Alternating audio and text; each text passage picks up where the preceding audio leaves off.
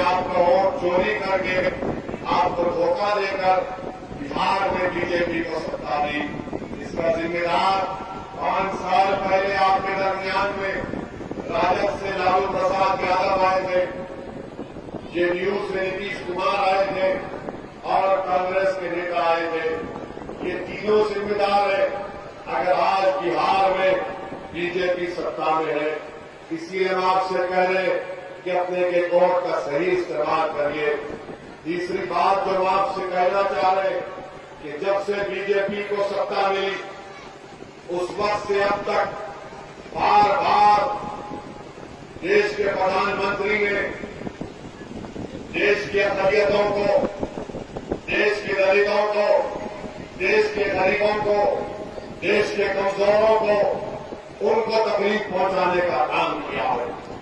हम ये क्यों कह रहे हैं, इसकी मिसाल आपको देते हैं कि प्रधानमंत्री बिहार के चुनाव में आके आज उनकी एक सभा हुई बिहार में किसी एक मुकाम पर, तो प्रधानमंत्री ने कह दिया कि ऐसे लोग भी हैं जो फुला नारा नहीं लगाते, इनको एक नारा लगाना पड़ेगा। और प्रधानमंत्री से पूछना चाहते हैं क्या बिहार में वही रहेगा जो आप जो बोले नारा लगाए? अगर हम वो नारा नहीं लगाते जो प्रधानमंत्री कह रहे हैं, तो क्या बिहार में उसको रहने का मौका नहीं मिलेगा? क्या उसको भारत में रहने का मौका नहीं मिलेगा? मगर प्रधानमंत्री ये बात कहकर खास तौर से न सिर्फ बिहार बल्कि भारत के मुस्लिम अकलियत की तौहीन कर रहे हैं। बिहार में चुनाव हो रहा है और प्रधानमंत्री बात करते हैं राम मंदिर की। प्रधानमंत्री कहते हैं कि हमने राम मंदिर का काम शुरू कर दिया। प्रधानमंत्री कहते हैं कि हम 370 का उसको बर्खास्त कर दिया। प्रधानमंत्री कहते हैं कि हमने ये कह दिया। जितने भाषण बीजेपी और जेडीयू के होते हैं वो तीर हमारे दिल पर चलता है। हमको कमजोर करने के लिए, हमको जलील और रुस्वा करने के लिए इस तरह की बातें प्रधानमंत्री करते हैं। मैं आपको एक और मिसाल देता हूं। यहां पर बुजुर्ग बैठे हैं। आप जानते हैं कि जब दिल्ली में फसाद हुआ 50 से ज्यादा लोगों की मौत हुई जिसमें हिंदू और मुसलमान थे। उसमें 20 मसाजिद को और दरगाहों को नुकसान पहुंचाया गया। हम ही थे जो मजलिस इत्तेहादुल मुस्लिमीन की तरफ से पार्लियामेंट में खड़े होकर हमने दिल्ली के फसादात को फसाद नहीं कहा बल्कि नरसिंहार कहा कि बीजेपी ने और उनकी सरकार ने उन लोगों को खुली छूट दी कि जाओ जाकर मस्जिदों को और दरगाहों को नुकसान पहुंचाओ। जब हम ये बात कह चुके अपनी तकरीर में तो उस वक्त कांग्रेस के लोग भी मौजूद थे, जेडीयू के लोग भी मौजूद थे, खामोश बैठे हुए थे। आज राजद और कांग्रेस मिलकर आते हैं। पूछिए इनसे दिल्ली का फसाद हुआ क्या बोला गया था? यही दिल्ली के फसादात के बाद राजद का एक नौजवान लीडर जेल में डाल दिया गया। अब तक राजद के लोग उसके बारे में बात क्यों नहीं करते? इसलिए नहीं करते क्योंकि उसको मुसलमान था, वो मुस्लिम अकलियत से ताल्लुक रखता था। राजद डरती है अगर उसका नाम लेंगे तो कहीं बीजेपी को फायदा ना पहुंच जाए। हर काम करते, हर चीज करते, मगर जब मजलूमों के इंसाफ और उनके हक की बात आती है खामोश बैठ जाते हैं। पूरे देश में कोरोना शुरू हुआ। आप सोचिए जब कोरोना को मोदी कंट्रोल नहीं कर सके तो मोदी के चेहरों ने कह दिया ये कोरोना देश में इसलिए फैल रहा है क्योंकि तबलीगी जमात ने इसको फैला। कहां जाना? अब आप बताइए बीमारी का कोई मजहब होता है कि हम कोरोना को बुलाकर पहले करना अशहदु अल्ला इलाहा इल्लल्लाह व अशहदु अन्ना मुहम्मद रसूलुल्लाह मुसलमान कर दिए उसको? बीमारी का कोई मजहब होता है क्या? मगर बीजेपी आरएसएस के लोगों ने कह दिया कोरोना जिहाद कर रहे हैं। कोरोना जिहाद। देश में 80 लाख लोगों को कोरोना हो गया। देश में 80,000 लोग मर गए कोरोना की वजह से, मगर बीजेपी कह रही है कोरोना जिहाद।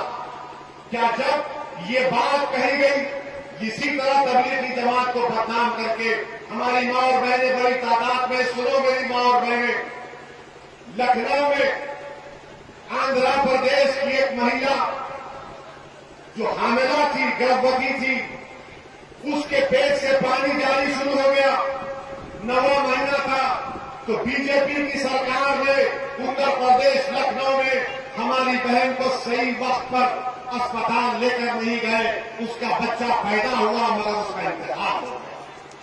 क्यों? क्योंकि तबलीगी जमात कह दिया कि तबलीगी कोरोना जिहाद कर रहे हैं। एक मुसलमान लड़का हिमाचल प्रदेश का दिल्ली से वापस गया तो पूरे गांव के लोगों ने कहा कि तू कोरोना लाया, पूरा गांव उसके पीछे पड़ गया, वो खुदकुशी कर गया। अब आप बताइए, जब तबलीगी और कोरोना जिहाद की बात हो रही थी, किसी एक जेडीयू या राजद के नेता का मुझे बयान बता दो, किसी ने मुंह नहीं खोला, किसी ने मुंह नहीं खोला, कोई नहीं कहा। मकसद क्या था कि कोरोना जिहाद के नाम पर भारत में मुस्लिम अक़लियतों के ताल्लुक से नफरत पैदा कर दी जाए, नफरत पैदा कर दी जाए, ताकि लोग नफरत पैदा हो जाए। कौन उठकर उनका जवाब दिया? हम ही थे जो उठकर कहा कि नहीं, कोरोना का कोई मजहब नहीं होता, तबलीगी जमात नहीं फैला सकती और जिहाद को इससे नहीं जोड़ा जा सकता। और आज राजद के लोग आकर बोलते हैं आओ वोट दो हमको, जेडीयू के लोग आकर पूछते आओ वोट दो हमको। अरे तुम क्या सिर्फ इलेक्शन में आओगे? जब आम दिनों में हम पर हमले किए जा रहे थे, हमको बदनाम किया जा रहा था, हमारी मां और बहनों का हमल साकित हो रहा था, हमारे बच्चे बीजेपी आरएसएस के तानों की वजह से खुदकुशी कर लिए, तो न राजद थी न जेडीयू था। कौन उसके खिलाफ आवाज उठाकर लड़ रहा था? उसका नाम मंदिर से इत्तेहादुल मुस्लिमीन। और फिर हर चीज को लाकर प्रधानमंत्री राम मंदिर का भूमि पूजन किए। किसने कहा कि प्रधानमंत्री को बहैसियत प्रधानमंत्री नहीं जाना चाहिए? प्रधानमंत्री अगर वहां पर गए तो ऐसा दिखेगा कि वो किसी एक फौज के बादशाह हैं, वो किसी सरजमीन का कब्जा की है या कामयाबी हासिल करके गए। क्या राजद ने कहा? सोचो, जवाब दो मेरा। क्या राजद ने कहा? क्या जेडीयू ने कहा?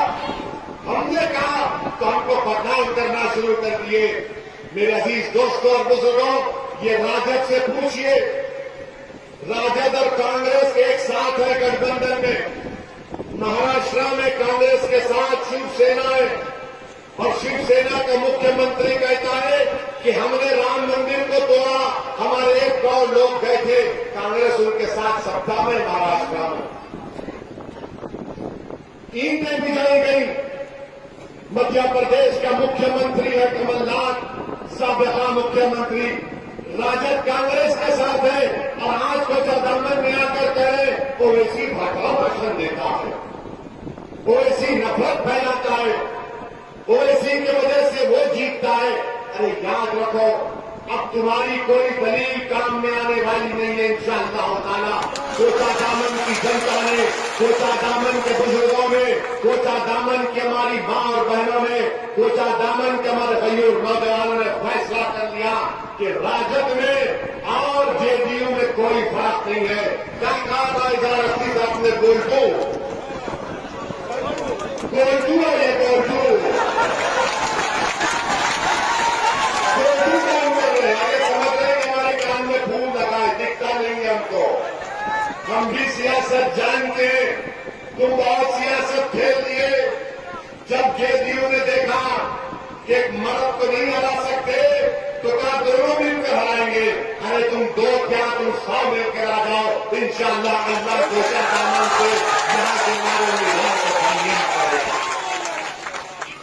ये मेरे दोस्तों, मेरी इज्जतदार मां और बहनों, ये इनका असली चेहरा है जो आपको समझने की जरूरत है। ये राजद के लोगों से पूछो, जेडीयू के लोगों से पूछो। जब भारत की पार्लियामेंट में, भारत के संसद में CAA NRC का कानून लाया गया था। किसने भरी पार्लियामेंट में नरेंद्र मोदी की सरकार की आंखों में आंखें डालकर कहा ये CAA NRC का कानून भारत के संविधान के खिलाफ है, ये मजहब के नाम पर मुसलमानों से नाइंसाफी करता है। हमने पूरे पार्लियामेंट के सामने, देश के सामने, मोदी के 308 MP के सामने, JDU के 17 MP के सामने हमने उस बिल को फाड़ कर कहा आंख लाकर राजद बोलती हमको वोट दो, JDU बोलती हमको वोट दो, ट्रिपल तलाक का मसला हुआ तो ऐसी बोले, 10 लाख को घोष के नाम पर मारा गया तो ऐसी बोले, पीलू खान को जयपुर की रोड पर मारा गया तो ऐसी बोले, CAA NRC पर बिल फाड़े तो ऐसी करे, सब चीज ट्रिपल तलाक का हम करें और ये क्या करें, इलेक्शन आते ही ए बाबा ठीक देते, ठीक है। ये क्या बात है, तुम कुछ नहीं करोगे, नहीं हमने ऐसा किया, हमने चांद से तारे तोड़ कर लाए, अरे तुम्हारे चांद के तारे तारे कुछ नहीं, तुमने कोचा दामन में एक रेलवे स्टेशन नहीं बनाया, हम वादा कर रहे हैं कोचा दामन में रेलवे स्टेशन बनाएंगे। कोचा दामन में बाढ़ से जमीन कट जाती है, बाढ़ से जमीन कटती है और बिहार सरकार का कानून यह है कि जिसकी जमीन कटती है उसको 5 डिसमिल जमीन या जमीन के बस पैसा मिलना चाहिए। बोलो पैसा मिला, पैसा मिला, फिर वोट दोगे, अब दे रहे पैसा, अब बात करें पैसा हो तो हम लोग तो जमीन कट गई तो जब सरकार का कानून है कि बाढ़ आती है तो 5 डिसमिल जमीन मिलना है गरीब को, जब नहीं आए अब आकर बोल रहे नहीं नहीं नहीं ओवैसी आएगा, जज्बाती बात करेगा। अरे याद रखो, जज्बात उसी में रहते हैं जो जिंदा रहता है, जो मुर्दा रहता है। जज्बाती बयान की बात जब कर रहे हो तो राजद वालों से पूछो, बिहार में शेरघाटी एक विधानसभा है, बिहार में शेरघाटी विधानसभा है, शेरघाटी में राजद ने किसको टिकट दिया मालूम आपको? राजद 2000 करोड़ मांग रही है, आरएसएस की दुर्गा वाहिनी के को उम्मीदवार बनाया हुआ। शेरघाटी से आरएसएस के उम्मीदवार को शेरघाटी से राजद ने वोट दिया। हमको वहां पर राजद के लोगों ने फोन करके कहा ओवैसी आओ, हम राजद को छोड़ रहे हैं, शेरघाटी को बचाना है, तुम यहां से कैंडिडेट खड़ा करो।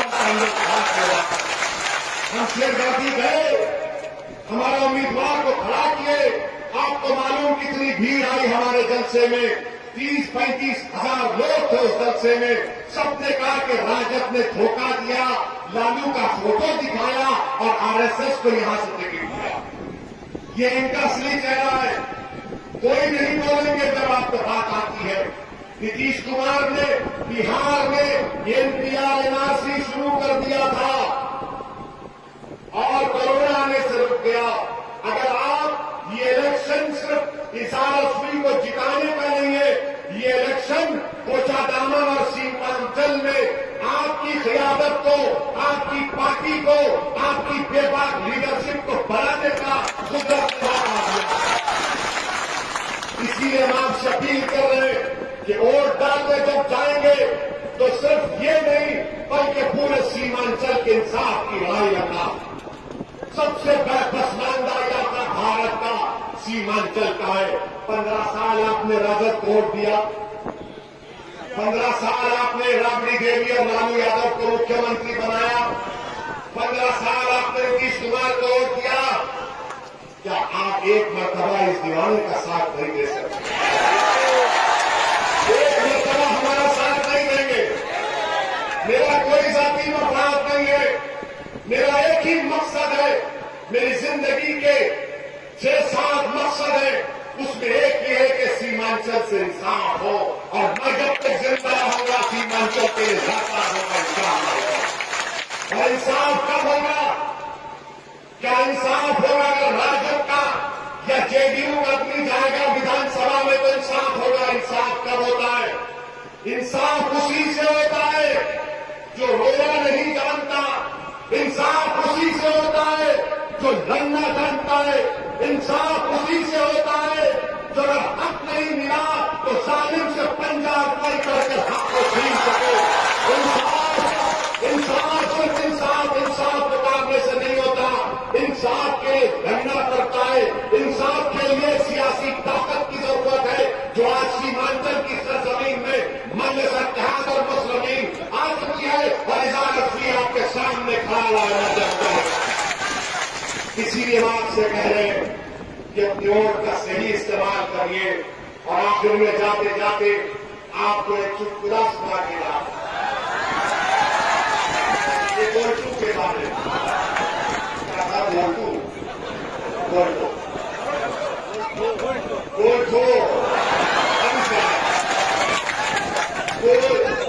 जब क्वारंटाइन लगा किशनगंज में, क्वारंटाइन जानते हैं ना, हमारा प्रवासी मजदूर आ रहा था कोटा दामन किशनगंज को, तो क्वारंटाइन में रखा गया बच्चों को, तो उनको खाना नहीं, पानी नहीं, बच्चे परेशान।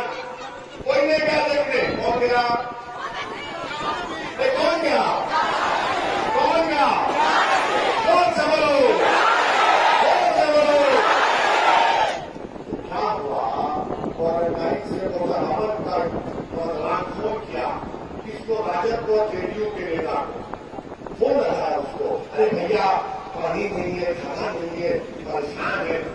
तो राजद और जेडीयू के नेता के फोन से आवाज आई, आप किस नंबर से संपर्क करना चाहती हैं वो इस समय उपलब्ध नहीं है। तो उसी नेता द्वारा लगाया उसने, फिर वही आवाज आई कि आप जिस नंबर से संपर्क करना चाहती है वो इस समय उपलब्ध नहीं है। उसके बाद आपने देखा कि कागज की दौड़ चले गए, अख्तर अली मान गए, खबर बुला गए, उन नौजवानों को निराशा दिलाया, हिम्मत दिलाई। अब जब इलेक्शन आ गया और कोटा दामन की जनता ने, सीमांचल की जनता ने फैसला ले लिया कि अब मजलिस का साथ देंगे, यहां से कामयाब करेंगे, तो राजद और जेडीयू के नेता कोटा दामन की जनता को फोन लगाया, फिर भाई फोन उठा और फोन लगा रहे। तो आपके फोन से क्या पैगाम जा रहा है राजद और जेडीयू को मालूम? आपको आपके फोन से क्या जवाब जा रहा? जब आपने फोन लगाया था तो उनके फोन से आवाज आ रही थी आप इस नंबर से संपर्क करना चाहते हैं वो इस समय उपलब्ध नहीं है। अब जब राजद और जेडीयू आपको फोन लगा रही है तो आपके फोन से आवाज आ रही है राजद और जेडीयू को, जिस व्यक्ति को आपने कॉल किया है वो अभी दूसरी लाइन पर ओवैसी से है। सही नहीं है, बिल्कुल सही नहीं है। आपका हमारा कनेक्शन हो चुका है ना, आपको साथ दे देना, साथ देंगे तो हमारे साथ लगा रहेंगे।